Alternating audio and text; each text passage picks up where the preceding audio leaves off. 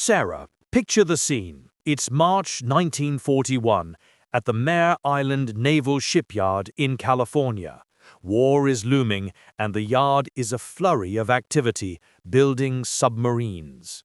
They must have been working around the clock. They were. But in the middle of this frantic push, an $11 a day welder named Edward Nelson is watching something that makes his blood boil. What was it? He was watching a dozen workers spend an entire shift installing a single section of wooden deck planking on a submarine. It was an archaic, painfully slow process. Just for the deck? Just for the deck. He saw scaffolding filling the compartments, men with wrenches in cramped spaces, and he knew it was madness. He had a better way. And his superiors? They refused to listen. But what they didn't know was that this one welder's crazy idea, born of pure frustration, would end up saving the U.S. Navy more than 50 million man-hours. 50 million. That's a staggering number. What was this process that was so inefficient? It was a relic, unchanged since the First World War. First, workers on the top side had to drill thousands of holes through the heavy wooden planks. And these planks had to be attached to the steel frame of the submarine. Exactly. So, after drilling, they had to build massive, complex scaffolding structures inside the submarine, in all the cramped compartments beneath the deck. This took days. Just to get into position. Just to get into position.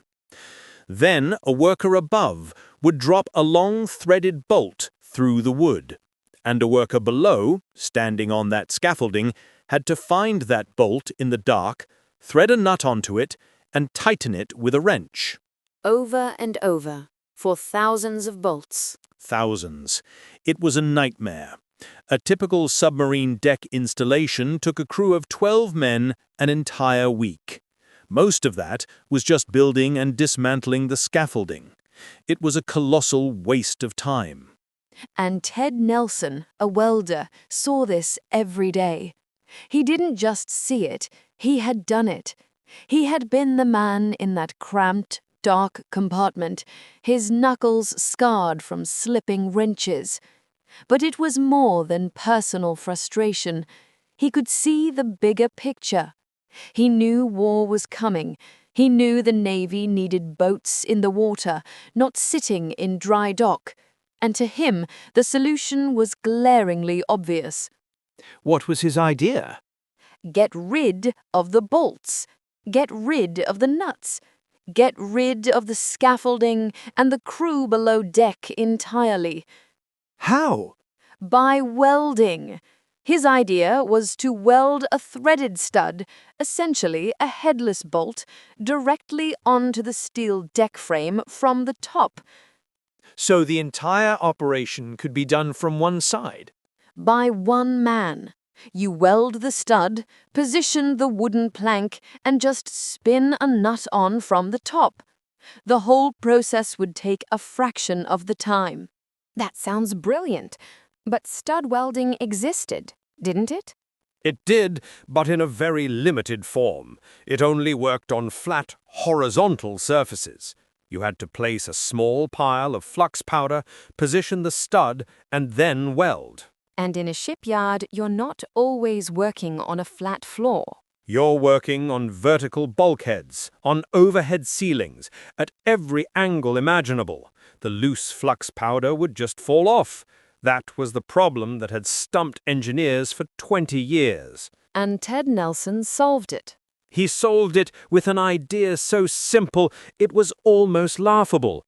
Instead of loose powder, he would encase the flux in a small, disposable ceramic cap fixed to the end of the stud. The ceramic cap. The flux stays in place, no matter the angle. He sketched out a handheld, spring-loaded welding gun, and with his ceramic cap, the whole operation would take less than 1 second per stud. So he took this brilliant, war-winning idea to his supervisor. He did. He went to a Navy lieutenant named Morrison. The meeting lasted less than 5 minutes. Morrison barely looked at the sketches and told him, "We follow Navy specifications, Mr. Nelson. Stick to your current assignments." He was just dismissed. Completely. But Nelson didn't give up. He went to the shipyard's chief welding engineer, a civilian named Hartwell. And what did Hartwell say? He was more polite, but just as dismissive. He said, "Son, people a lot smarter than you have been trying to solve this for decades. If it was that easy, someone would have done it." He told him it would take years to get approval from the Bureau of Ships in Washington. Nelson replied, "We don't have years. We need submarines now." But he was ignored. As a final attempt, he wrote a formal letter to the shipyard commander. Did that work? 3 weeks later, he got a form letter back.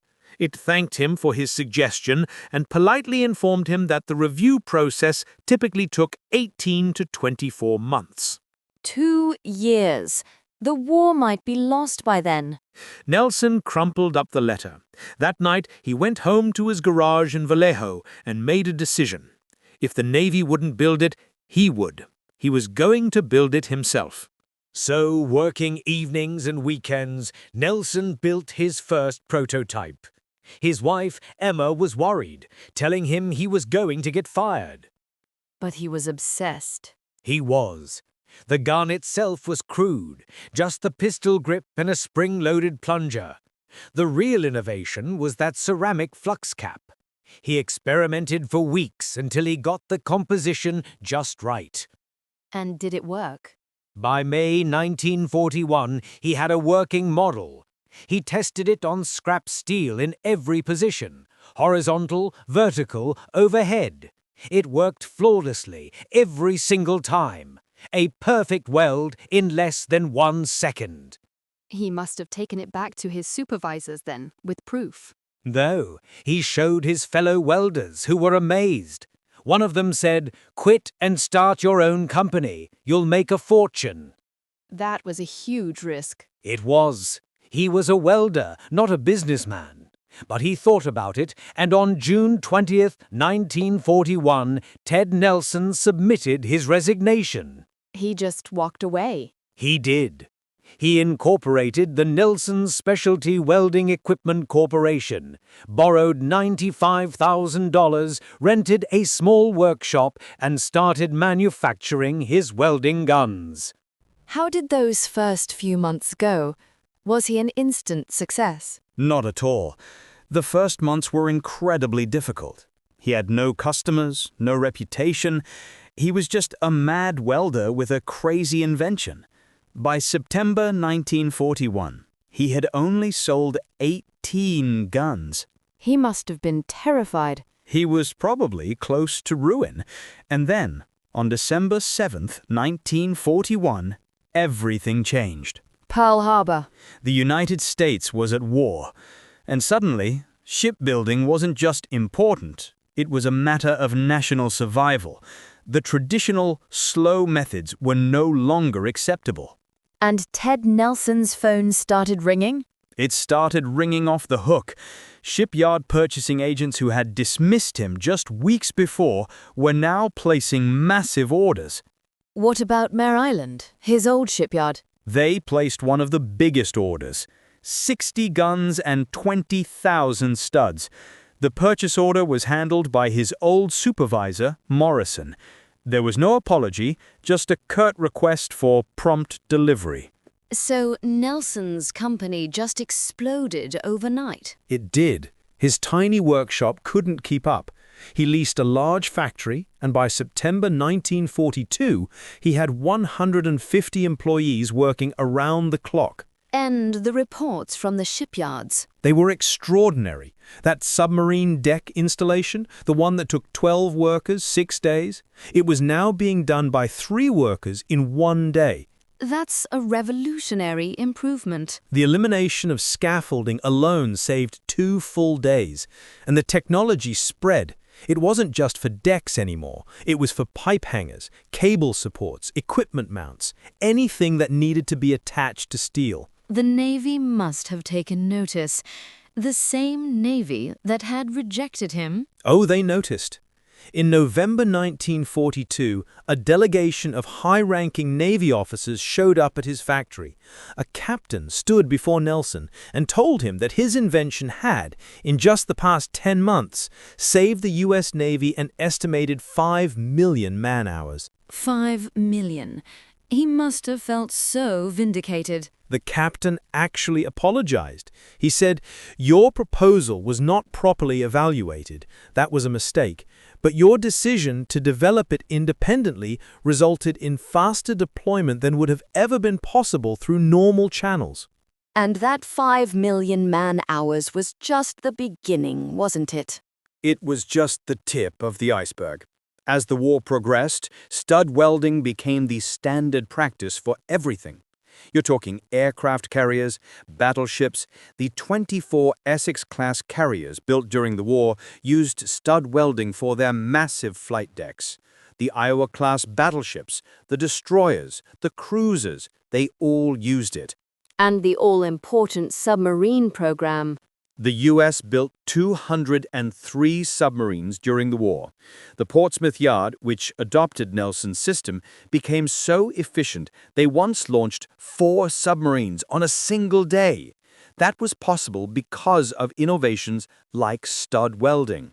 What about the cargo ships, the Liberty ships? The Liberty Ship program, which built over 2,700 ships, used stud welding for everything. It was one of the key innovations that allowed American shipyards to launch 3 new ships every single day at the peak of production. So what was the final tally? How many hours did Nelson's mad idea actually save? By the end of the war, the official citation from the Army-Navy E Award, which Nelson's company won multiple times, put the number at over 50 million man-hours. 50 million man-hours. That's not just a number. That's more ships in the water, faster. It's more submarines hunting, more carriers launching strikes. It's 5,700 years of labor. It's an incalculable strategic impact. It meant more pressure on the enemy, more lives saved, and a shorter war. And it was all because one welder was told to follow procedures and refused. What happened to Nelson after the war? His company faced a crisis as military orders dried up, but he pivoted. He realized his invention was perfect for peacetime construction. Bridges, skyscrapers, automobiles? Exactly. Any industry that worked with steel. He successfully transitioned to the civilian market. The company was eventually sold, but the brand lives on. So, welders are still using his invention today? Yes, Stanley Engineered Fastening still manufactures Nelson stud welding products. The technology is more advanced, but the fundamental principle is identical to the one Ted Nelson perfected in his garage. It's an incredible legacy. It is. It's proof that innovation often comes from the most unexpected places, not from the experts or the bureaucrats, but from the person on the ground, the worker who sees the problem up close and has the common sense and the courage to build a better way.